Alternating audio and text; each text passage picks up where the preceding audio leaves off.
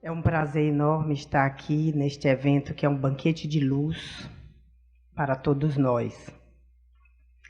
Meus amigos, eu quero agradecer a Deus em especial por esta oportunidade de trazer para vocês esse trabalho que é um trabalho de 35 anos de profissão. E nesses 35 anos de profissão, o médico, especialmente o oncologista, ele é preparado para enfrentar com serenidade todas as situações que se colocam, porque nós temos por finalidade princípio auxiliar o nosso paciente. Então, nós somos treinados para nos sentirmos separados daquela situação de dor, para que você possa, de fato, ajudar. Porém, o ano passado, uma das situações que eu estive com pacientes que mais me tocou, eu vou mostrar para vocês, foi uma paciente onde, acho que aqui está melhor para ler, é um caso clínico que eu quero mostrar para vocês, um caso que me tocou profundamente de uma dor oncológica. ES, 58 anos, entra no consultório, segurando a cabeça, sentindo uma dor lancinante. Tem a expressão fisionômica de profunda dor que comove, uma amargura silenciosa, emagrecida, desidratada, uma ansiosa espera por uma solução que a liberte de tão profundo sofrimento. Sensação de que a cabeça vai cair. Ela segurava a cabeça nessa posição. Sem pausa e sem tréguas, a dor desencadeia choques e puxões, agulhadas na coluna, inapetência, falta de vontade de se alimentar e enjoos. Não há horário. Tão logo passa a ação analgésica, a dor retorna, com todo o seu furor, como se 1000 facas cortasse a carne que se abre, regadas por espinho e dor. É urgente uma solução. A pobre criatura sucumbe em gritos silenciosos de horror. Clarencio, nos domínios da mediunidade, ele diz algo muito importante. Depois do poder de Deus, a dor é a única força capaz de alterar os rumos dos nossos pensamentos. Corrige, polindo os fulcros anímicos e compele a indispensáveis modificações. Não se pode fugir à execução sem graves prejuízos próprios. Então, essa dor é uma experiência individual. Cada paciente, ele tem uma experiência individual. Porque há pessoas, e por isso que eu trouxe essa figura extraordinária do Cristo, para que vocês pudessem fazer essa comparação que nós profissionais fazemos. Tem pessoas que têm um limiar de dor muito alto, outras que têm um limiar tão baixo que o sofrimento é tão intenso, mesmo após uma cirurgia, que é necessário drogas mais potentes.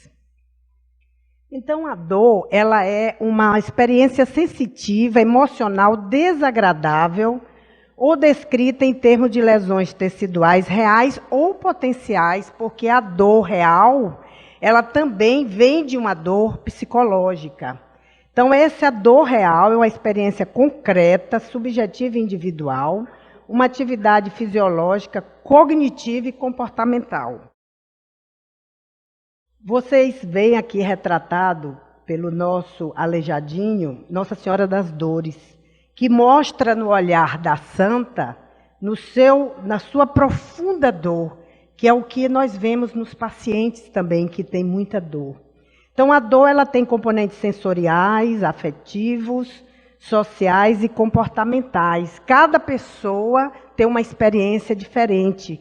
Isso por conta exatamente desses componentes, porque há dores que as pessoas se refugiam na dor. Há dores onde a pessoa chama atenção sobre si. Então, é necessário um olhar além do tumor, além do câncer, para que possamos entender o que se passa no paciente. Então, fatores influenciadores são os emocionais, a própria espiritualidade. Eu tive pacientes que acreditavam tanto na pomada Vovô Pedro, que a cada quimioterapia ela tomava, ela comia a pomada com pão. E ela não tinha nada, não tinha náusea, não precisava da ondrazetrona, não precisava, o cabelo não caiu, caiu bem pouquinho. Tal a fé, a espiritualidade dessa pessoa. Então, é um sentido da vida, que sentido da vida a pessoa tem, as perdas já sofridas e, acima de tudo, a resiliência de cada paciente.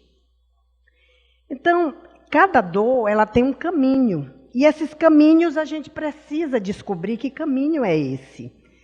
Que caminho é indefinido, é incerto, mas qual é o caminho certo? Diante da impotência, à frente do diagnóstico, uma nebulosa gigantesca paira sobre o horizonte do paciente, trazendo inseguranças, medo, asfixias que estancam a marcha. Que caminho tomar? É um momento de muita indecisão, o tempo parece que para cada pessoa, desde o diagnóstico ao tratamento, mas a doença, ela tem o seu próprio caminho. E dita muitas vezes imperiosa a sua vontade, como quem já trilhou tantas vezes o caminho. E ela sabe os obstáculos a transpor. Mas a estrada é cheia de novidades. E na próxima curva, nós conseguimos surpreendê-la. O paciente surpreende, porque depende de cada paciente. O caminheiro, ele ultrapassa o desafio e segue. E aquela estrada tão difícil, às vezes se transforma numa estrada de flores. Esses caminhos da dor, eu trouxe para vocês assim uma simbologia, porque eu vejo assim, que às vezes são caminhos de pedras. Às vezes pedras pontiagudas, às vezes pequenas pedras. A pessoa consegue ultrapassar. É a dor leve. Com um suporte, um analgésico simples, ela vai conseguir ultrapassar. Mas nós temos também os caminhos de espinho, a dor moderada, onde já há um componente psicológico muito intenso e a criatura se sente isolada do mundo. Por isso que é muito importante para os profissionais de saúde nós estarmos sempre atentos que é o paciente, é o doente. Não é a doença, não é o carcinoma, não é o sarcoma, não é a esterectomia, não é o tratamento, é a doença, é o paciente. E esse paciente, ele tem um contexto riquíssimo, o universo, a sua própria vida. Nós precisamos olhar além do corpo físico, todo o universo espiritual de que ele é portador, para entender a sua dor. Então, no caminho de espinhos, nós precisamos do suporte, mas as terapias já começam a ser um pouquinho mais fortes. Muitas vezes nós precisamos lançar de analgésicos mais potentes, porque a pessoa que tem dor, ela para no tempo, ela não consegue se alimentar. Como disse um paciente uma vez para mim, ele disse, a dor, ela nos derrota e humilha. Então, o paciente se sente fora do mundo, como ele me dizia, eu me sinto um morto-vivo. Então, ele não se alimenta, as defesas baixam, e as defesas baixando, nós vamos ter uma maior possibilidade do tumor aumentar. Por isso, é extremamente importante ajudar a controlar a dor. Com terapias, às vezes, nós necessitamos usar opioides, drogas mais fortes, para ajudá-lo. E nós temos também a dor intensa, que é como uma tempestade elétrica. Eu tive um paciente que teve um carcinoma ex-adenoma pleomórfico, que é um tumor da parótida, e ele teve uma metástase na coluna. Era um rapaz jovem, de 35 anos, nunca mais esqueci a cena, quando eu cheguei na enfermaria, quando a dor era tão forte, parecia uma tempestade elétrica, ele tinha uma ansiedade de colocar o dedo na tomada. De tão forte que era a dor. Então vejam o que Emmanuel nos diz, nenhum consolador.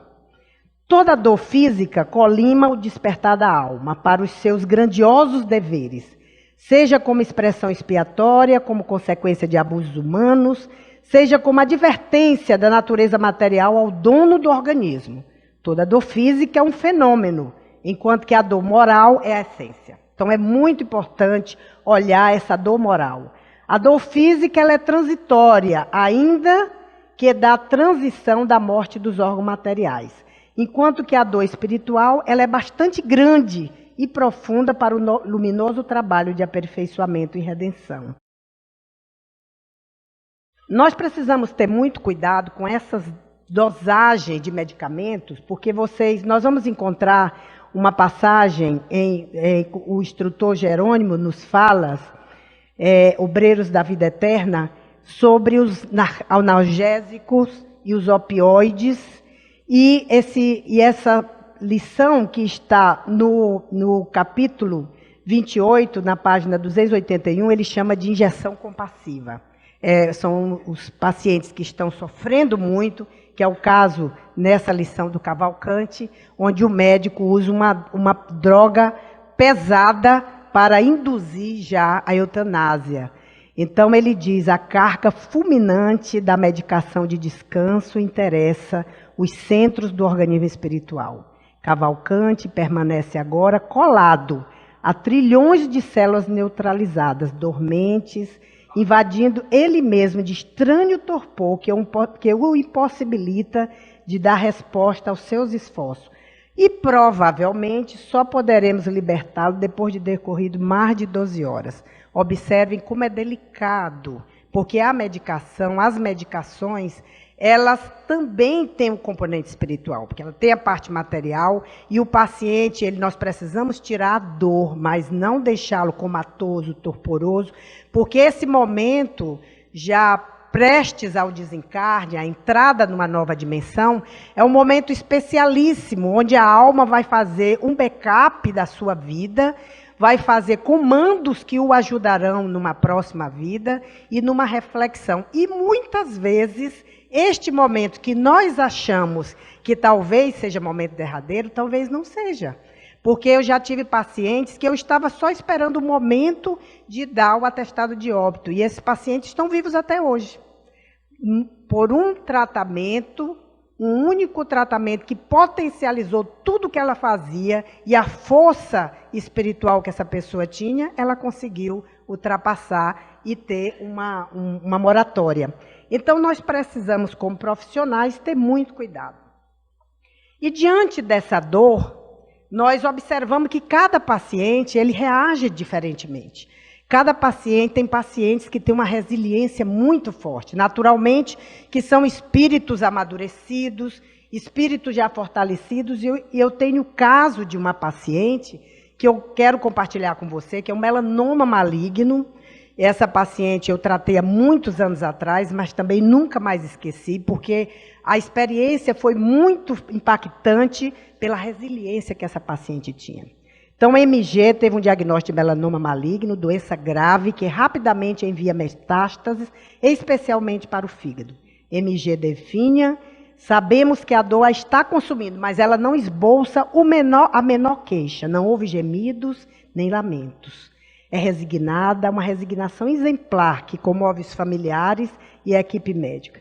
Então, nós nos perguntamos, nós profissionais que lidamos com os pacientes, o que faz essa diferença? Por que alguns pacientes sofrem exageradamente, outros, diante da dor, eles são altamente resilientes e ultrapassam? E aí eu quero chamar a atenção de vocês para que vocês observem essa frase de André Luiz no livro Espírito de Verdade, de Chico Xavier, quando ele diz, não se escandalize. O corpo de quem sofre é objeto sagrado. E isso eu encontrei, vou mostrar para vocês mais adiante, eu encontrei preparando esse trabalho, mas eu tive uma vivência muito recente sobre isso, porque a espiritualidade me soprava o ouvido.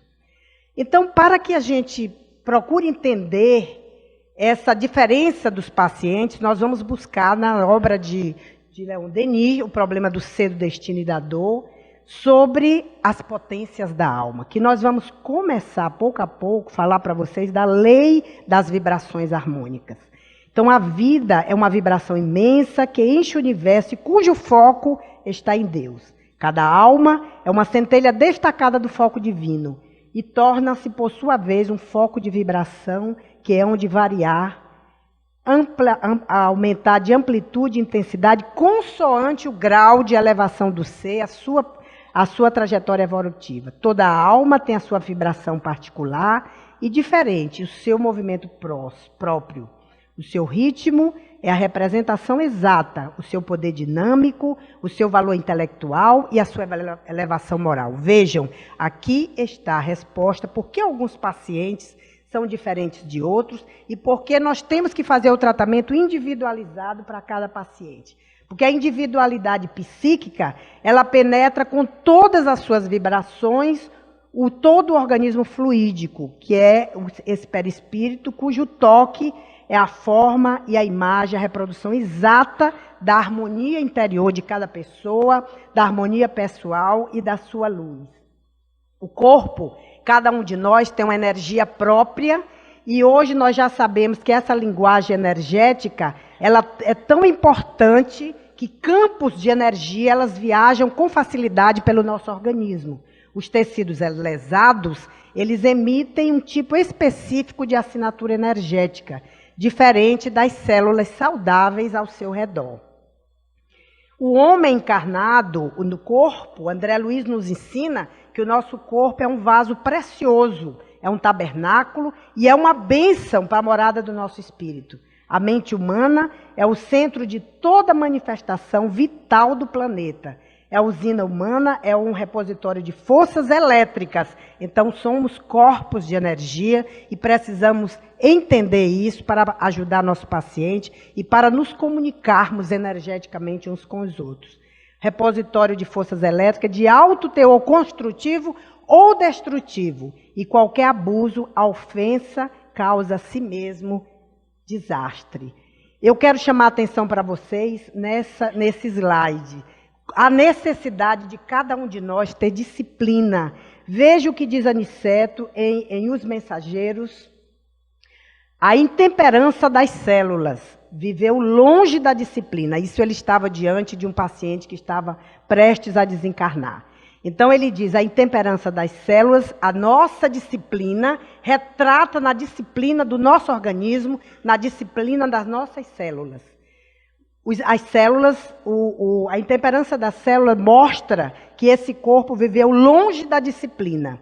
Os elementos fisiológicos são demasiadamente impulsivos, atendendo mais aos instintos que ao movimento da razão concentrada. Isso aqui é extremamente importante, porque o nosso organismo, muito antes mesmo de acontecer um distúrbio, isso a oncologia tem um padrão de transformação da célula benigna, da célula normal até a maligna, são etapas e etapas.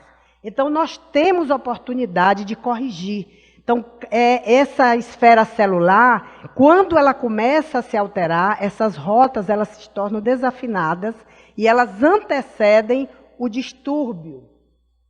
Então, quando a harmonia ameaça, a alma já não suporta mais a orquestra desafinada.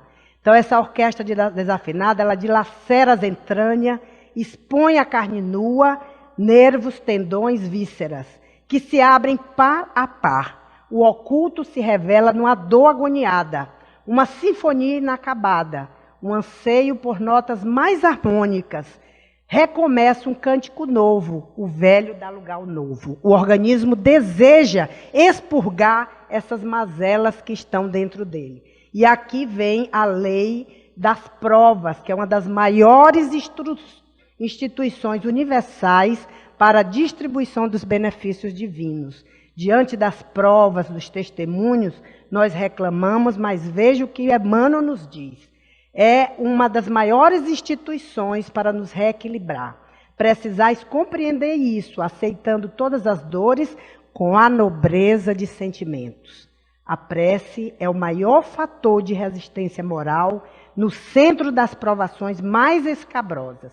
E aqui, novamente, eu trouxe para mostrar Jesus, porque as pessoas dizem que o Espiritismo ele traz a apologia da dor, que nós achamos que a dor, só pela dor se liberta. Porém, veja o que Emmanuel diz em O Consolador. Todas as lições do Mestre Divino foram efetuadas nas paisagens de mais perfeita alegria espiritual. toda história evangélica é sempre um poema de luz, de amor, de encantamento e de alegria. Então, essas potências da alma, Jesus nos ensina que diante da dor, ele é o modelo, diante dos açoites, ele não revidava. Diante das acusações, calma e silêncio. Diante da visão fantasmagórica do Calvário, ele obedece à vontade do Pai. Preterido, aceita a humilhação. Vilipendiado e traído, usa de misericórdia. Sentenciado injustamente, confia no Pai e perdoa seus algozes. Considera a ignorância espiritual. Pai, perdoa porque eles não sabem o que fazem. Quando nós vemos isso aqui, nós fazemos um comparativo com a dor oncológica, nós vemos que a dor é o açoite, e a doença, o calvário e libertação. O tratamento, ele também, a pessoa pode se levantar, e a resiliência é a semente de mostarda e a fé que cada pessoa tem. Então, nos diz o nosso querido Leon Denis que a vontade é a maior de todas as potências. Então, quando você vê uma pessoa, eu desejo, já tive pacientes que diante da doença dizem, eu desejo viver, eu quero viver, eu vou ultrapassar. A senhora vai ver como eu vou ultrapassar. Isso está aqui. A vontade de viver, de desenvolver a vida em nós atrai novos recursos vitais. Tal é o segredo da evolução. A atuação no corpo, ele ativa a vibração. Há uma força motriz mais poderosa que o vapor, a eletricidade e a energia atômica, que se chama vontade.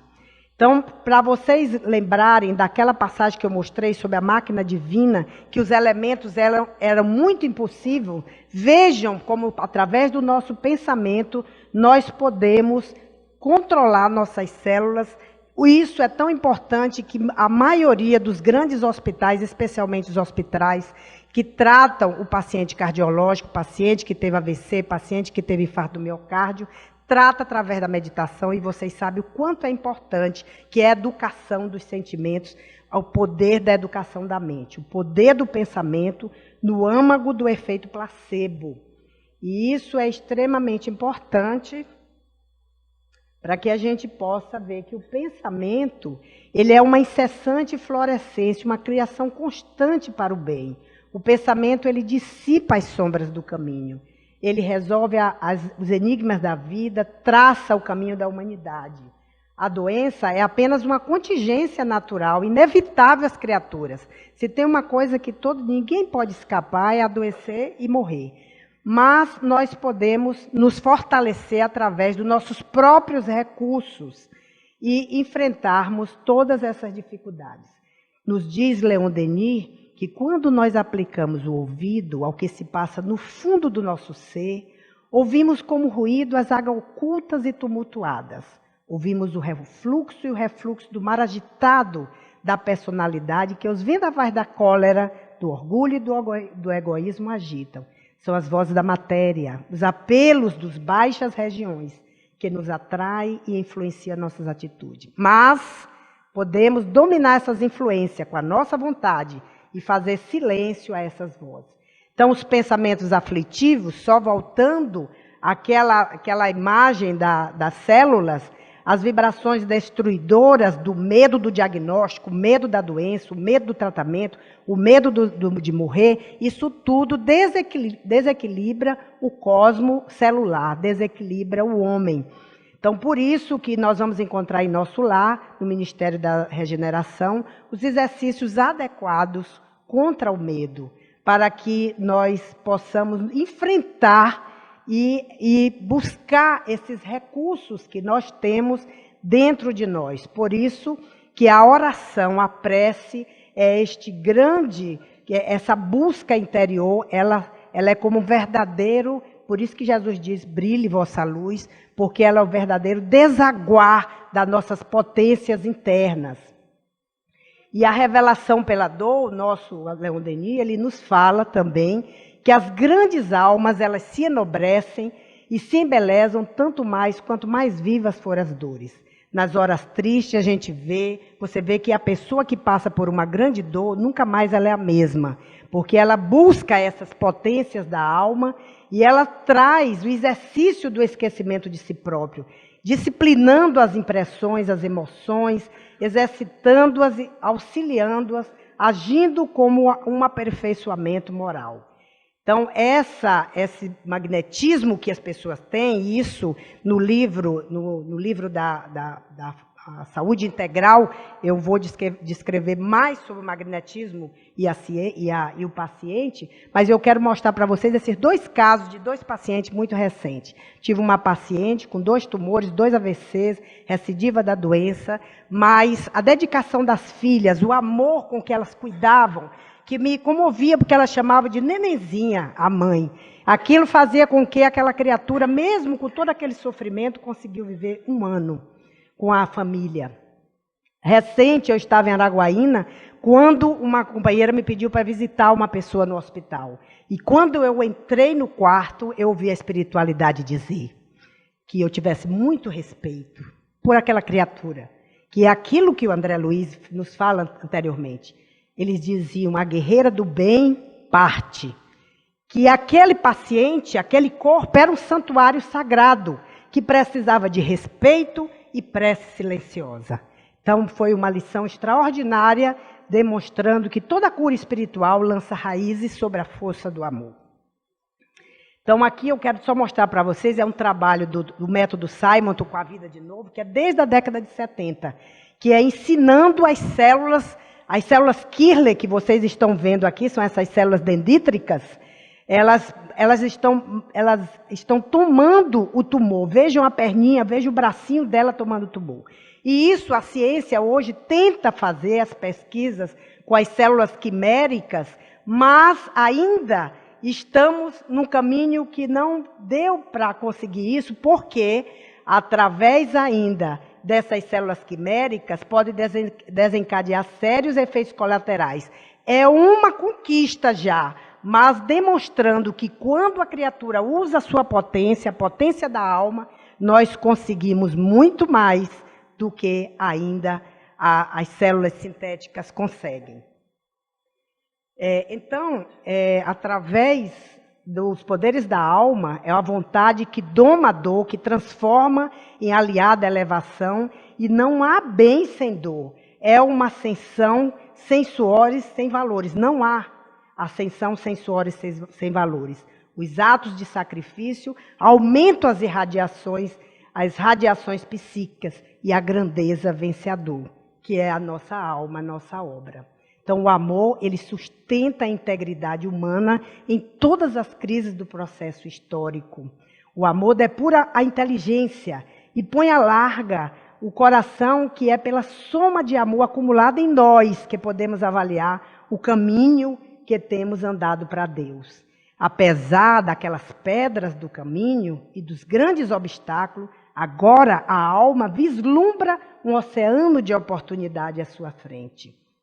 E neste momento, nós vamos ver que os caminhos, eles mudam. Os caminhos agora são rotas de luz na trajetória evolutiva do ser.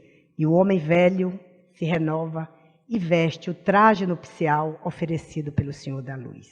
Muito obrigado, muita paz.